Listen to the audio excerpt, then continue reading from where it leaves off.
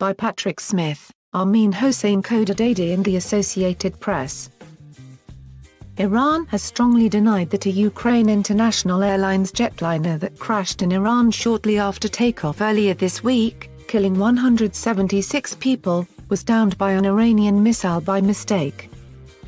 What is obvious for us, and what we can say with certainty, is that no missile hit the plane, Ali Abedzadeh, head of Iran's civil aviation organization, said on Friday.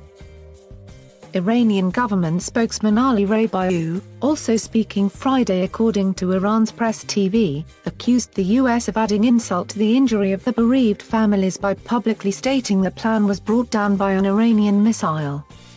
No one will assume responsibility for such a big lie once it is known that the claim is fraudulent, he said. Multiple officials told NBC News on Thursday that U.S. intelligence officials have evidence suggesting that the jetliner was brought down by an Iranian missile in error.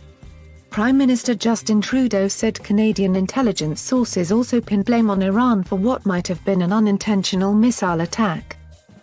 Meanwhile, the UK's Foreign Secretary Dominic Raab said on Friday there was a body of evidence an Iranian surface-to-air missile strike was to blame.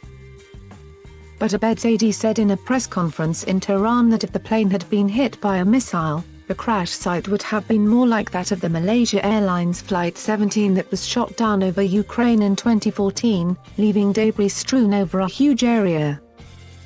If they are really sure, they should come and show their findings to the world in accordance with international standards, he said.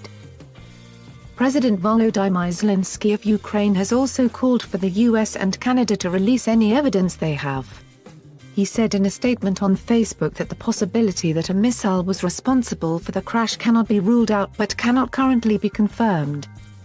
Hassan Razivar, the head of Iranian investigation team, told the same press conference in Tehran that recovering data from the black box flight recorders could take more than a month and that the entire investigation could take as long as 2 years.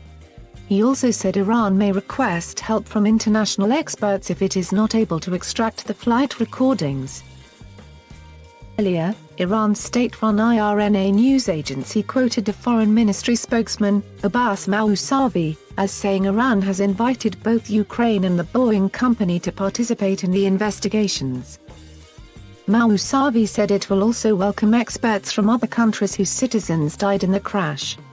A preliminary Iranian report into the crash released Thursday cited an unspecified sudden emergency for bringing the plane down. It said the pilot made no call for emergency assistance but had begun to turn back to the airport before the crash. The crash came just a few hours after Iran launched a ballistic attack against Iraqi military bases housing U.S. troops in its violent confrontation with Washington over the U.S. drone strike that killed Iranian Revolutionary Guard General Qasem Soleimani. The airliner could have been mistaken for a threat, U.S. officials said. Canadian Prime Minister Justin Trudeau, whose country lost at least 63 citizens in the downing, said in Ottawa, "We have intelligence from multiple sources including our allies and our own intelligence. The evidence indicates that the plane was shot down by an Iranian surface-to-air missile." UK Prime Minister Boris Johnson and Australian Prime Minister Scott Morrison offered similar statements. Morrison also said it appeared to be a mistake. "All of the intelligence as presented to us today does not suggest an intentional act," he said. Iranian officials have consistently ruled out a missile strike, saying the plane appears to have crashed because of technical difficulties.